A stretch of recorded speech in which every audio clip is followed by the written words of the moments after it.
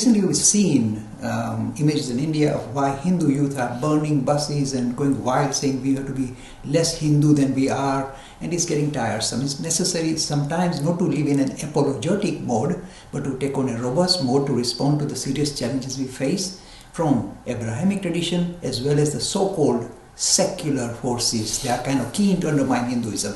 So this is the reason why I'm very glad.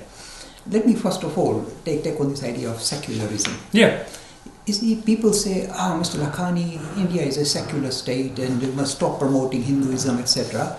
So then I have to tell them, please learn your secularism from the most mature secularist nation in the world, Britain. Come to Britain and you can learn secularism. Because the secularism that you are adopting is a half-baked, half-understood secularism. So it's necessary for you to grow up. I'll give you some examples. You'll be very surprised at these examples that I'm giving you. Suppose you're a secularist and you come to the UK and you find that, for example, Mr. Lakhani is able to teach Hinduism in every school in the UK, including the top school called, Eton College. Allowed, welcome, embraced. And if I go to India and try and teach Hinduism to a single Indian government school, I'll be kicked out. What kind of secularism is that?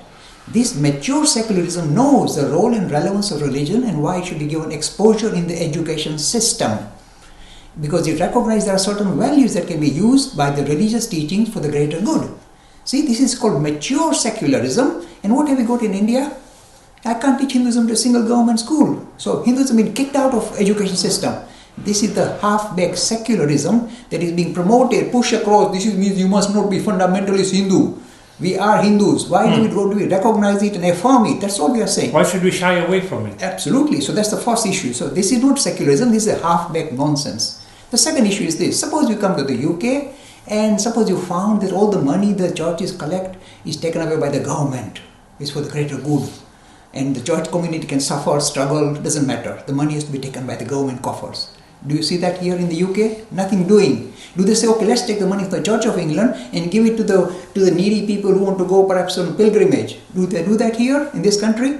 This is secular country. So go and teach your own people what is secularism. The third area which really upsets me is this.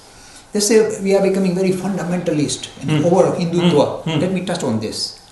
Suppose today you hear these people that somebody was taking a cow for being butchered and the Hindus got worked up and took action. So this is horrible Hindutva. Now I'm telling you an example. I live in England. Suppose in England you took a dog to the abattoir to be killed so that it can be butchered and eaten up, because the Vietnamese people say dog meat is very healthy. So why don't you do that in UK? Try and do it here. Secular nation. Try and take one dog for being butchered and being eaten. Try in UK and sell hot dogs.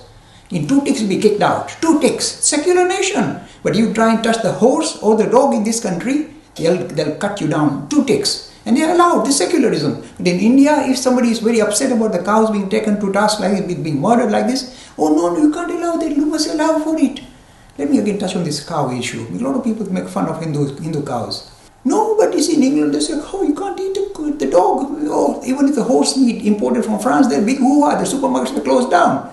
But in India, if you try and protect the cow, no, you can't do that. This is Hindutva. This is horrible. See, this is the not immature secularism. I'll give another example. Not enough. I need to rub it in.